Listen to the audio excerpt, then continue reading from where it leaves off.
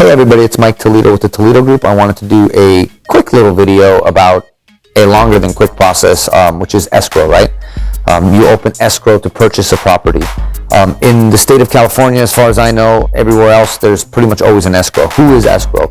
Escrow is a company that takes the purchase contract that we have agreed upon and puts it into written form, in quote-unquote layman terms, or in written form, so everybody can understand what this contract says. They translate the contract, should I say, into basic terms, put that into a residential purchase contract, and that's what we use as our roadmap for navigating through the escrow, right? So you write an offer on a property, you get your offer accepted, the seller's going to go ahead and open an escrow. Within 72 hours of that escrow opening, you're going to need to get your initial deposit in. Usually that's 3% of the purchase price. 3% is not an accidental number. That is also the maximum amount that you could lose in the event of a catastrophic failure of escrow and breach of contract. You can't lose more than 3%, but it also has to be lost upon mutual agreement, right? So they can't just take it, so don't worry. That's the first thing that happens. From there, we're also scheduling inspections, right? Usually you'll have 14-day inspections, 17-day loan appraisal, and 21-day loan, let's say, and a 30-day escrow.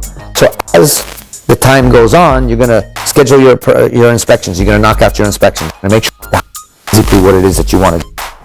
The bank is ordering the appraisal, so the appraisal has been ordered, and the listing agent's going to get a call from an appraiser to do that.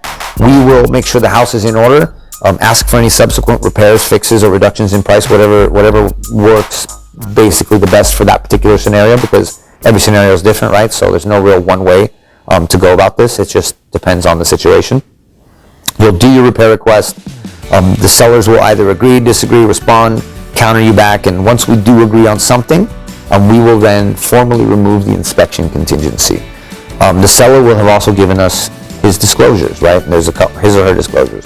There's a couple of disclosures where they actually have to write down what it is they've done to the house, what improvements they've made, any that they've done without permits. Do they know about anything being broken? Has anybody died in the house? A lot of questions that they have to ask. We also remove that contingency, saying we approve those documents. That happens usually right around the time of the inspection. Once the appraiser comes, appraises the house, submits the appraisal to the bank will review the appraisal and give you the thumbs up, right? The appraisal came in at value, our review is a positive.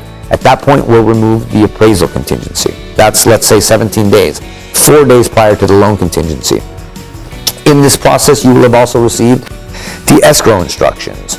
You will have signed and sent those escrow instructions back, and you're going to be preparing yourself to submit the balance of the deposit into escrow in the last week of escrow after we've removed all contingencies. Now we hit the 21-day mark or the 17-day mark or whatever that loan contingency negotiated down is, because we talked about positioning your offer to be the best it can be, right? So the lower the loan contingency, technically the best. So once you get to that position, the lender is going to tell you we're good to go. We are 100% clear. We've reviewed all your documents. We've done secondary reviews of everything, triple reviews of everything, and there's nothing in the world that we feel shy of a tornado that can stop this escrow from closing. At that point, you will remove all of your contingencies. What does that mean? That means that you are committing to close the deal. Don't close the deal within the remaining period. In theory, up to 3% of your deposit, up to 3% of the purchase price, the initial deposit could be taken by the seller upon mutual agreement. So you can't just walk away from a contract that late in the process. Most sellers, all sellers actually, are not really in the market for deposits. We're in the market to sell homes, right?